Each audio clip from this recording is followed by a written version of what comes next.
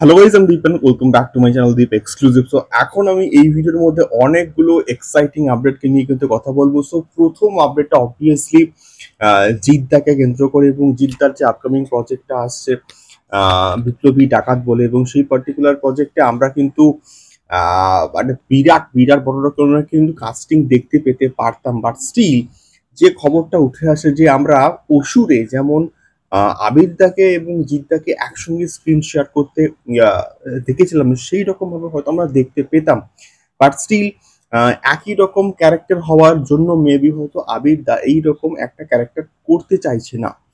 তো সেক্ষেত্রে হয়তো আমরা এই পার্টিকুলার ছবিতে জিৎ এবং আবিরদাকে একসঙ্গে আর দেখতে পাবো না।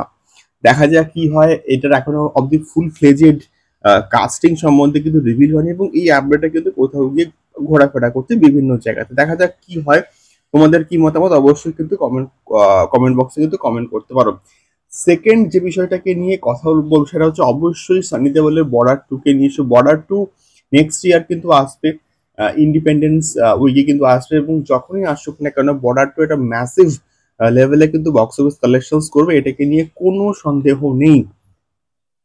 তো সেক্ষেত্রে বর্ডার টু তে সানিপাজের যে পোর্শন, সেই পোর্শনটা কিন্তু কোথাও গিয়ে কমপ্লিট হয়ে গেছে, এমনটা কিন্তু আমরা আপডেট পাচ্ছি। দেখা যাক কেমন হয় বর্ডার টু। এবং রিসেন্ট টাইমে সানি দেওয়ালের একটা ছবি ম্যাসিভ লেভেলে কিন্তু কোথাও গিয়ে রেসপন্স পেয়েছে, এবং সেই ছবিটার বিভিন্ন ক্লিপিংস ফেসবুকে তো জাস্ট ভরে গেছে। এখন অবধি কিন্তু মানুষ দেখে, এবং তার action sequences just next level. ভাই মস্তি পেয়েছিলাম ওই ছবিটা দেখে। দেখা যাক বর্ডার টু কেমন হয়, এবং বর্ডার টু কে নিয়ে অনেক রকম কিন্তু মোটামুটি কন্ট্রোভার্সি হচ্ছিল দিলজিৎকে নিয়ে। তো সেক্ষেত্রে দেখা যাক কেমন হয় বর্ডার টু।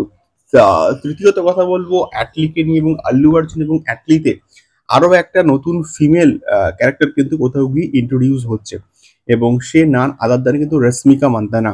এবং রশ্মিকা মান্দানা নাকি এখানে একটা নেগেটিভ শেড ক্যারেক্টার নাকি প্লে করতে পারে। দেখা যাক পুষ্পা টু এর পর রশ্মিকার সঙ্গে আল্লু অর্জুনের কেমিস্ট্রিটা কেমন হয়, এবং সে এখানে কি ধরনের ক্যারেক্টার প্লে করে।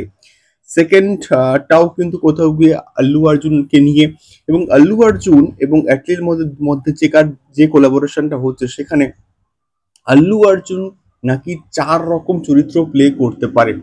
এর আগে তো আটলি অনেক রকম ক্যারেক্টার প্লে করিয়েছে তার আহ, হিরোদেরকে দিয়ে, এবং রিসেন্ট টাইমে কিন্তু দেখলাম যে এসআর কে বাবা এবং ছেলে।